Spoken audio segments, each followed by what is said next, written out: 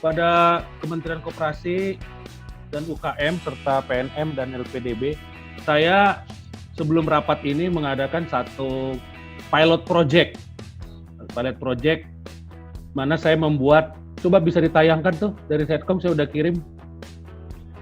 Saya membuat satu program, tolong di-share konten dengan virtual kepada pelaku-pelaku UMKM.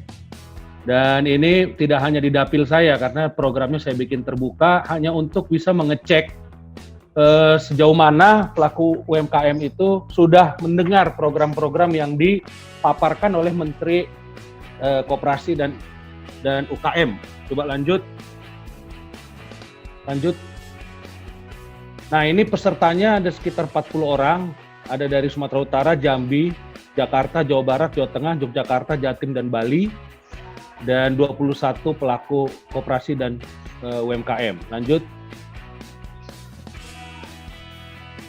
Nah, ini Pak, kalau saya lihat dan saya petakan dari semua aspirasi itu, ada 8 masalah yang dihadapi oleh para pelaku UKM pada saat ini. Dan ini terdampak sekali lagi bukan hanya di Jabodetabek, karena dampak dari turunnya permintaan ini terjadi hampir di seluruh wilayah, Pak. Ini termasuk bahkan di misalnya kayak di dapil saya di wilayah Danau Toba itu juga karena tidak ada lagi turis, tidak ada lagi wisata, maka terdampak sangat berat.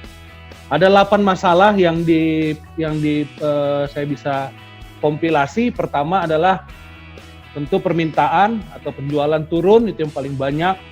Lalu kedua terkait operasional dan distribusi yang terhambat, jadi misalnya mereka punya barang tidak bisa lagi diangkat. Ini terkait misalnya dengan para petani, Pak. Jadi mereka misalnya petani kopi, petani cabai, itu mereka terhambat di persoalan distribusi. Lalu tentu ada yang ketiga kesulitan bayar angsuran pinjaman bank. Dan keempat, kesulitan meminjam atau menambah permodalan. Jadi ada usaha-usaha kecil dan menengah itu yang ingin switch bisnis, atau bisnisnya itu misalnya kebetulan di usaha konveksi, tapi kemudian ketika mereka ingin membuat masker misalnya, mereka kurang modal dan mereka ingin mengakses permodalan, itu perbankan rata-rata tidak memberikan pinjaman baru, karena mungkin juga pinjaman yang ada pun masih direlaksasi. Nah, ini juga kita perlu address apakah ini bisa dibantu atau bagaimana cara kita membantu supaya mereka bisa switch bisnis. Nah, yang kelima tentu harga turun drastis, sementara harga bahan baku naik.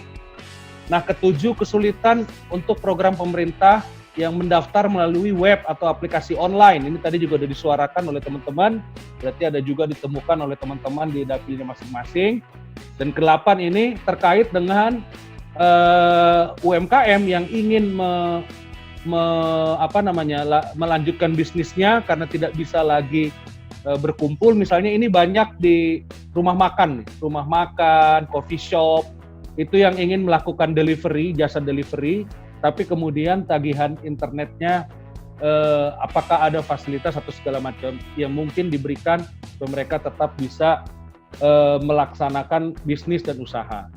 Nah, ini semua Pak, saya pikir nanti ini akan saya serahkan temuan-temuan ini kepada Kementerian Koperasi, PNM, dan juga LPDB untuk kita sama-sama mungkin mencari bagaimana solusi yang mungkin ditawarkan kepada para pelaku UKM ini dan juga di koperasi, agar kita bisa, katakanlah ini sebagai satu pilot project, bagaimana kami sebagai wakil rakyat itu bisa memberikan juga masukan, saran dan data terkait dengan permasalahan-permasalahan yang terjadi di UKM, di koperasi dan UMKM di dapil masing-masing. Jadi saya beranikan membuat acara ini walaupun belum tentu sebenarnya ini bisa ditindaklanjuti, tapi saya pikir ini harus kita mulai agar terjadi sinergi antara kami wakil rakyat dengan pemerintah.